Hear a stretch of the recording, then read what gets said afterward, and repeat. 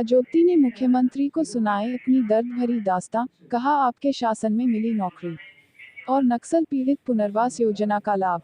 कोंडागांव 27 मई 2022। 2013 में नक्सलियों ने अगवा किया, 10 दिन तक जंगल में रखा और बेरहमी से मारपीट की। पूरे शरीर में घाव हो गए थे।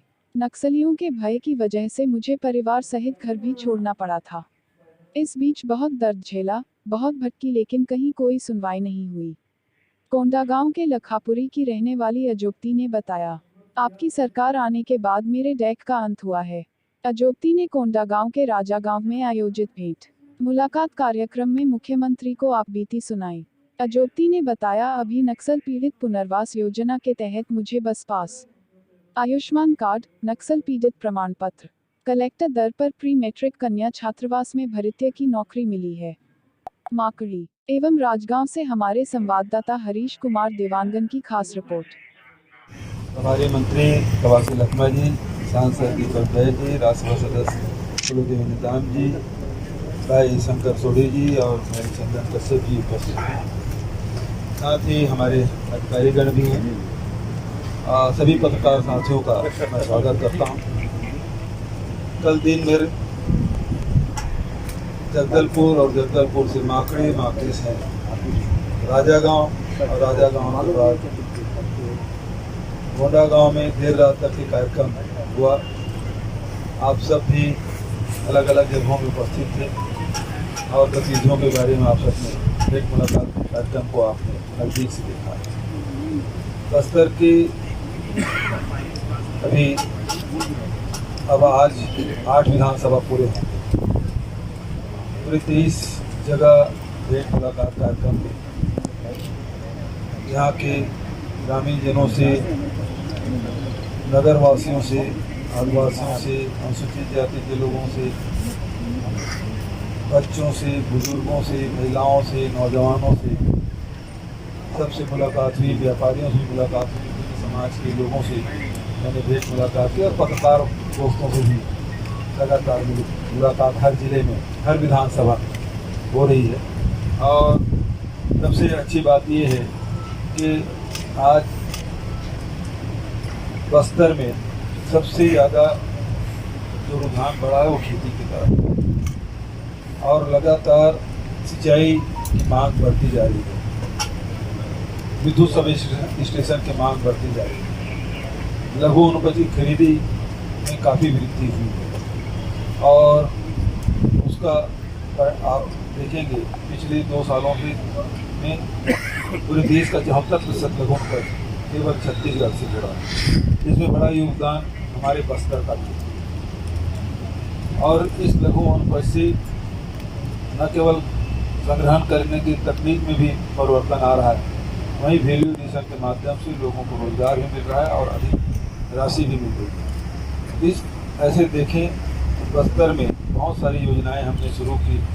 यहाँ की संस्कृति बचाने के लिए कोटोल और देवगुड़ी का निर्माण बहुत तेज़ी से किया जा रहा है, जो हमारे आदिवासियों के आस्था के केंद्र रहे, हमारी संस्कृति का एक बड़ा हिस्सा रहा है। उसे संरक्षित करने की, सुरक्षित करने की और संवर्धित करने का काम हमारी सरकार के द्वारा किया जा रहा है। इससे बस्तर के जीवन में बड़ा परिवर्तन आया है।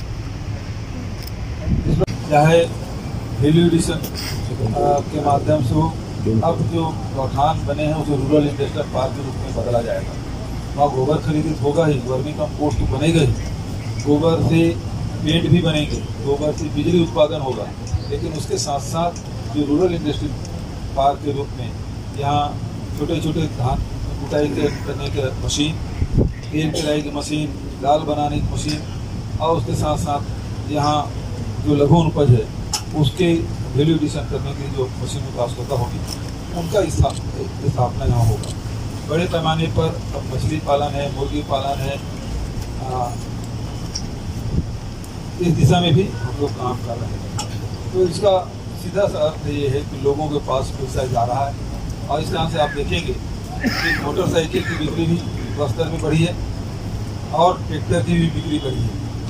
अकेले कोंडागांव जिले में इसी साल करीब 950 ट्रैक्टर बिके, पिछले साल करीब 800 ट्रैक्टर बिके। ये संकेत बताता है कि लोगों के जेब में पैसा जा रहा है और लोग विकास की ओर आगे बढ़ रहे हैं। संस्कृति को भी आगे बढ़ाने का काम हो रहा है, तो लोगों की जीवन शैली में परिवर्तन आ रहा है। और इसके कारण से पहले कभी बस्तर में बैंक की मांग थी, अब जिस विधानसभा में जा रहा हूँ वहाँ बैंकों की मांग हो रही है और सभी जगह मैं घोषणा कर रहा हूँ और बैंक यहाँ खुलेंगे, निश्चित रूप से ट्रांजैक्शन के लिए ये लाभदायक होगा।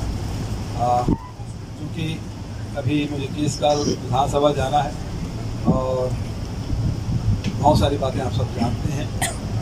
आपके तरफ से कोई सवाल हो तो सादा रहा।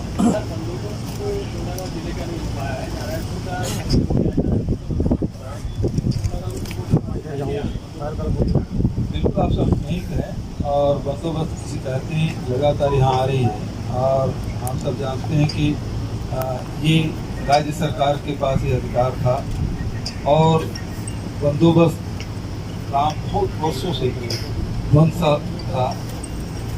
उसको ध्यान में रखते हुए हमने सारे कलेक्टरों को अधिकार दिया है कि जिन जिलों में जिस प्रकार की आवश्यकता है, बंदोबस्त की आवश्यकता है, तो वो सारे अधिकार हमने कलेक्टर को दे दिया है और कार्रवाई चल रही है। बहुत जल्दी बंदोबस्त शुरू होगा। जिलों को दी जाती है जो विकास कार्य के लिए, उसे बंद कर दिया जाए। अब लगता है सब जब नक्सलवाद कम हो रहा है, ये माना भी जा रहा है, जब सेंट्रल गवर्नमेंट मान रही है असल विकास को अब जरूरत है नक्सल इलाकों में जहाँ सड़क की जाए। और हमारी जानकारी में है कि आप लगातार पत्राचार किया है, चाहे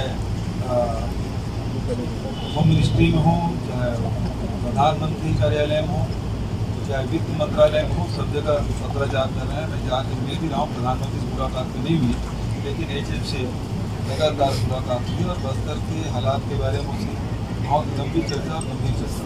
मुख्यमंत्री जी, आपने बड़ा इम्पोर्टेंट फिगर दिया है कि बैंकों की मांग आ रही है बस्तर जी, और ट्रैक्टर 150 ज्यादा बिके, 950 ट्रैक्टर बिके हैं इस बार पिछले साल। तो एक उद्यमी बस्तर का चेहरा क्या भरोसे से कह सकते हैं आप कि सामने आ रहा है? बिल्कुल, बस्तर बदल रहा है, बस्तर शांति की ओर लौट रहा है और बस्तर विकास के दिशा में बहुत तेजी से आगे बढ़ रहा है। आपके सवाल का मैं उत्तर मैं देना चाहूँगा कि ये हमारी सरकार की जो योजना रही है, विश्वास, विकास और सुरक्षा, और इसके चलते लोगों का विश्वास हमने जीता। विश्वास जीतने के बहुत सारे हमने काम किए, जिसके बारे में मैं विस्तार से बताऊँ, बहुत समय लगेगा। लोहांडीगुड़ा जमीन वापसी से लेकर लघु अनुबंध खरीदी और ऋण माफी से लेकर राजीव गांधी किसान न्याय योजना, गोधन न्याय, सारी चीज़ें आती है जिससे लोगों का विश्वास, आदिवासियों का विश्वास सरकार के प्रति बढ़ा है। जल जंगल जमीन जो उनके मूल मुद्दे थे और उसको जमीन भी देने का काम कर रहे हैं, जल संरक्षित करने का काम कर रहे हैं, जंगल बचाने का काम कर रहे हैं। ये इस काम से लोगों को विश्वास बढ़ा है और इस कारण से नक्सली पीछे हट रहे हैं, बिना गोली चलाए। छोटे मुद्दों पर एक मिनट सर, राशन कार्ड इसके कारण से निश्चित रूप से लोगों का रुझान बढ़ा है और नक्सल पीछे हट गए। अब सवाल विकास में जो मूल से जो सवाल है, विकास कार्यों में भारत सरकार कितना मदद करेगी, नहीं करेगी, वो देखने वाली बात है। लगातार वो कदम नहीं कर रहे हैं। अभी GST में जून महीने के बाद से जो हमको GST कंपनसेशन मिल रहा था, वो भी उसमें वो ख़त्म करने वाले हैं। इससे भारी नुकसान होगा, लेकिन बस्तर के विकास में कोई कमी नहीं आने देंगे। तो आप देखेंगे कि आप गांव-गांव में सड़कें बनने लगी है। करीब 80-90% गाँव में पक्की सड़कें पहुँची है, बिजली पहुँचाने का काम हो रहा है, ट्यूबवेल हो रहा है, PDS साहब जहाँ नहीं थे और खोलने का काम हो रहा है। तो लगातार हम लोग काम कर रहे हैं और बस्तर के विकास में पैसे की कमी नहीं आने देंगे। सर, आपके नेतृत्व में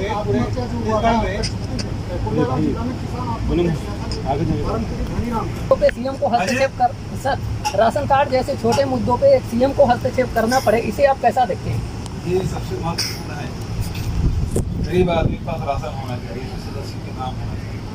और पूरे प्रदेश में भारतीय जनता पार्टी शासन में क्या हमारी संस्कृति का एक बड़ा हिस्सा रहा है, उसे संरक्षित करने की, सुरक्षित करने की और संवर्धित करने का काम हमारी सरकार के द्वारा किया जा रहा है। इससे बस्तर के जीवन में बड़ा परिवर्तन आया है।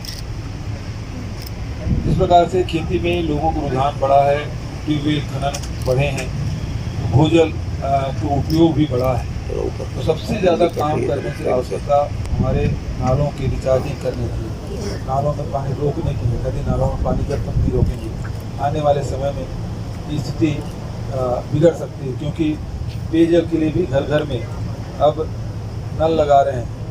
तो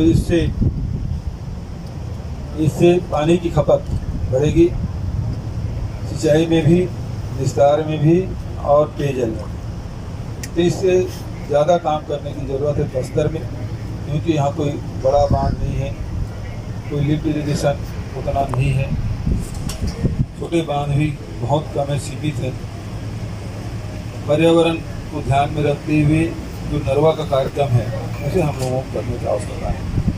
आवर्ती चराई योजना भी, जहाँ फॉरेस्ट राइट के तहत व्यक्तिगत दावे के पट्टे भी दिए गए हैं, तो सामुदायिक दावे के भी पट्टे दिए हैं। अब वन अधिकार पत्र भी गाँव वालों को दिया जा रहा है, तो वो वन संसाधन का भी पट्टा दिया जा रहा है। इससे निश्चित रूप से आदिवासियों का जंगल के प्रति लगाव बढ़ेगा और हमने निर्णय लिया है कि अब ज़्यादा से ज़्यादा फलदार वृक्ष लगाएं, ताकि फलों का उत्पादन हो, पेड़ कटाई उससे रुकेगा भी और यहाँ के लोगों को उसका लाभ मिलेगा।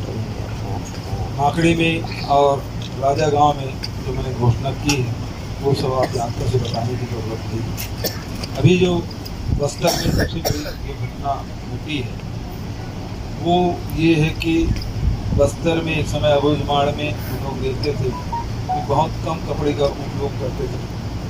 आज बस्तर के लोग में उसके जीवन में परिवर्तन तो आया ही।